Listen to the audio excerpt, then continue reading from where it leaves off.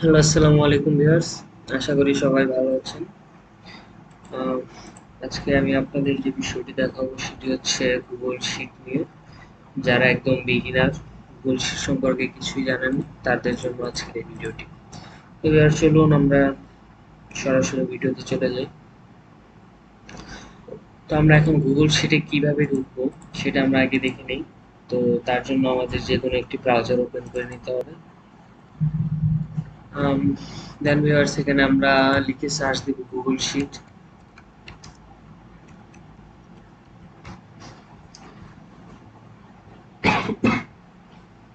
তো Google sheet লেখার পর এখানে এরকম ধরনের ইন্টারফেয়ার আসবে।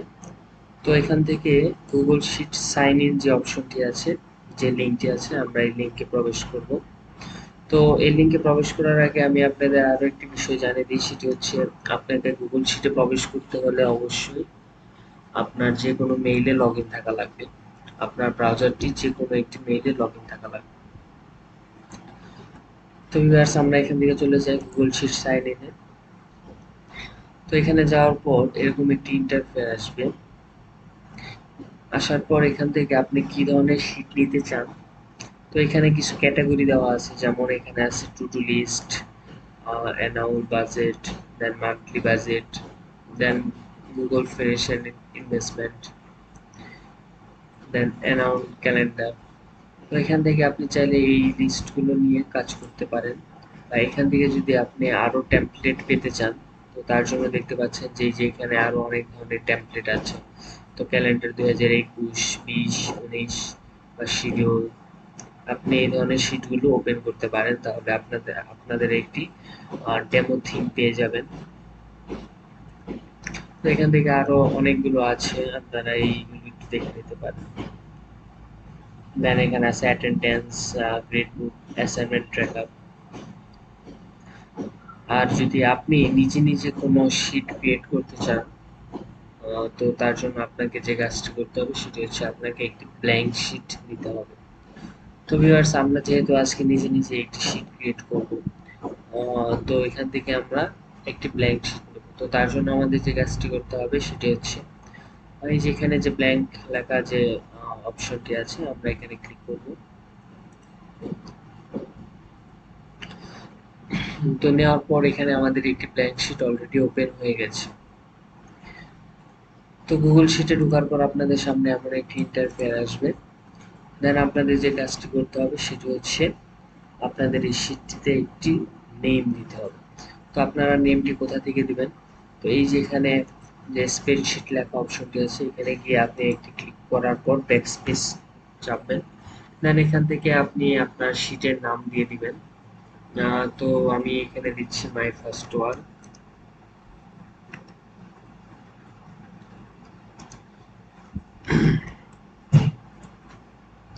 তো শিটের নামটি লেখার পর আপনি জাস্ট ইন্টারে ক্লিক করবেন।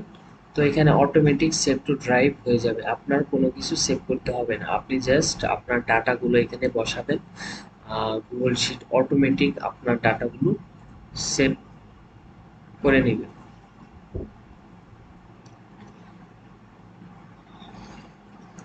তো ভিউয়ার্স, এভাবে আপনি একটি নতুন শিট ক্রিয়েট করতে পারেন খুব সহজেই।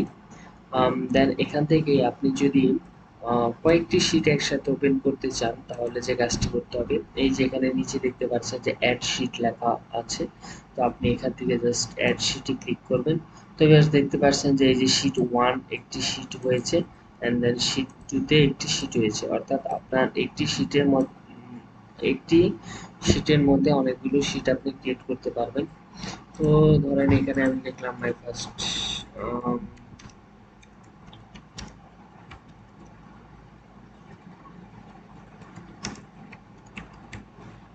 ওকে। দেন হচ্ছে এখানে এটা হচ্ছে সেকেন্ড শিট।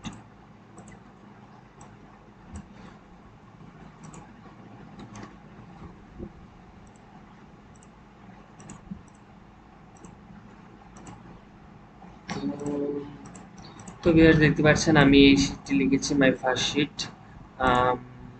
ওকে। দেন আমি যদি এখন শিট 2 তে যে লিখি যে এখানে মাই সেকেন্ড সেকেন্ড শিট।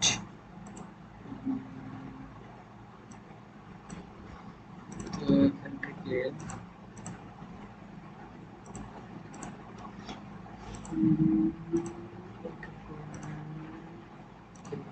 তো দেখতে পাচ্ছেন এখানে শিট ওয়ানে আমি ফার্স্ট শিট লিখেছি, সেকেন্ড শিট এখান থেকে যদি আমি অ্যাড শিট করি, তো এখান থেকে দেখতে পাচ্ছেন যে আমার থার্ড শিট ওপেন হয়ে গেছে।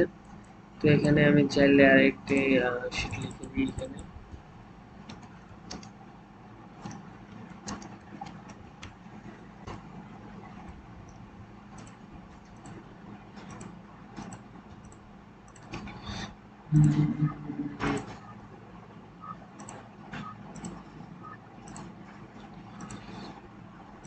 যে কোনো কালার আপনি দিয়ে দিতে পারেন।